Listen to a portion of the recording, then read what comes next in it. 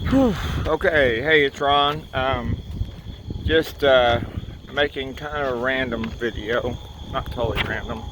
Just finished a short little run. Did a lot of walking on Sunday. And hang on, my phone is malfunctioning. Anyway, as a few of you know, I've probably already lost my health insurance. I can get it back once I make enough money and catch up on the payment and appeal, and they'll reinstate it. But for the time being, it looks like I've lost that, which the bigger part of that means that I'm likely to lose my therapy for a while, at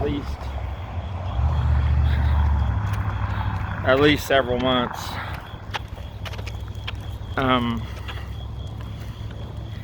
And that's, for a lot of people like me, that's really a frightening prospect.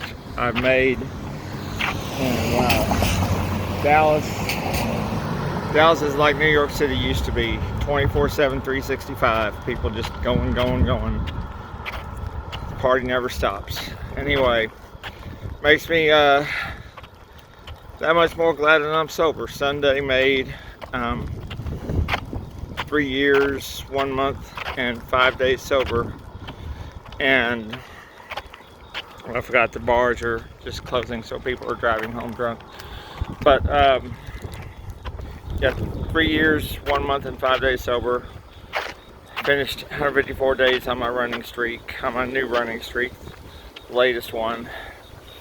And I've made tremendous progress the last few years, especially since my sobriety. So the prospect of even a short interruption in therapy is just frightening, to be honest. And here's the thing, a lot of people have to go through that. I'm certain it's in the millions of people that don't have money for insurance or therapy. And that's where I was for several years after the Boston Marathon bombings.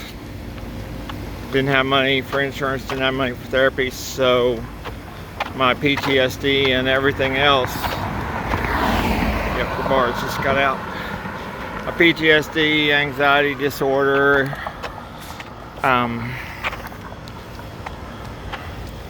depression, that all just got worse and worse and worse. And even a lot of places that claim that they'll help you without that don't do it when it comes down to it. And I don't know why my phone just keeps on malfunctioning.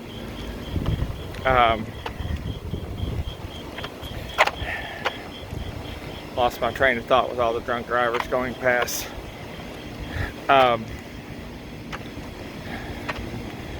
that's it. Basically, just we need extreme healthcare reform in this country, and that's to include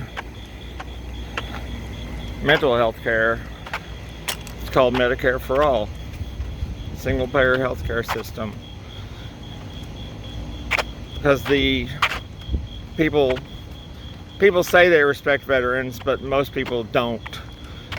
Because they'll say that, but then when you bring up, well, the way to make sure all veterans with mental health conditions like PTSD get treated is to have Medicare for All. So free at the point of service, and they can see whatever psychologist or psychiatrist or licensed professional counselor they choose. That's the way to do it.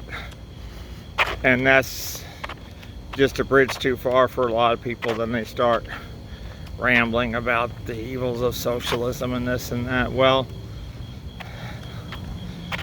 the bottom line is that's something,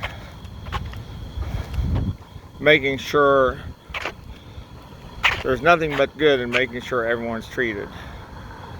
And here comes another drunk driver.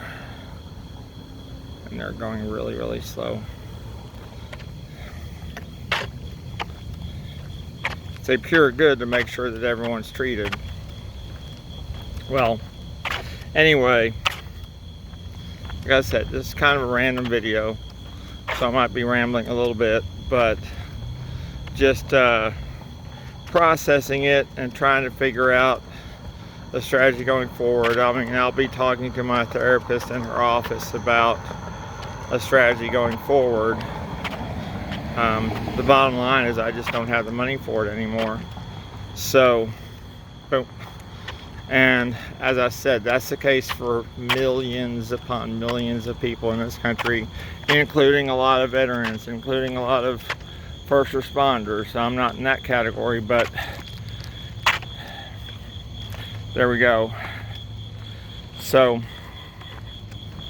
that's that. I'm feeling good about sobriety. Got to reframe and replace. It's another strategy. It's a powerful strategy. Reframe and replace. I'm feeling good about sobriety. I've got my running streak now is almost half a year.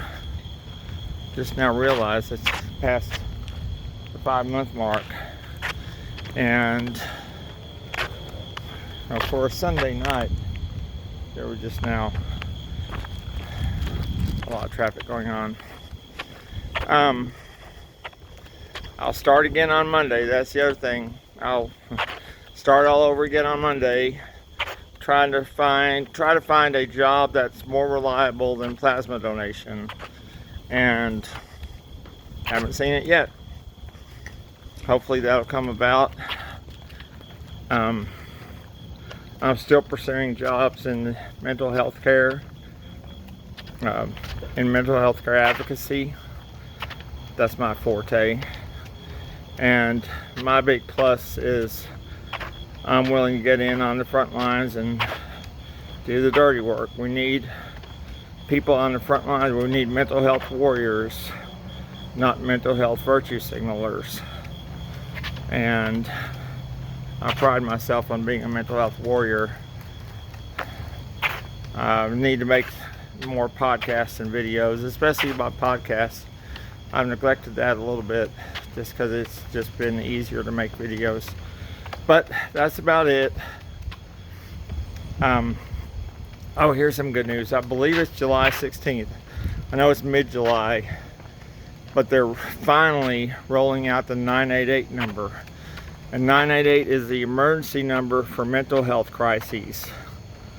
So if you don't have the suicide hotline or crisis hotline readily available to you, if you don't have the number for it readily available, it'll be easy to remember, 988. And NAMI, National Alliance on Mental Illness, played a large part in getting that going. I think several organizations did. I don't know the whole history of that, but that's tremendous news. So folks, as of, I believe it's again July 16th, 988, and emergency number for mental health. And that's another thing that's just pure good. So that's that. Meanwhile, just reach out for help if you need it, and place your mental health above all else. Place it above jobs. If a job is toxic,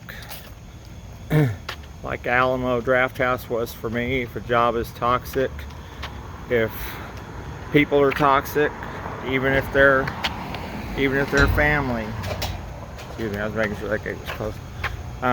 Even if they're family, just avoid. All right, take care of yourselves, and remember, luminous beings are we, not this crude matter. Take care.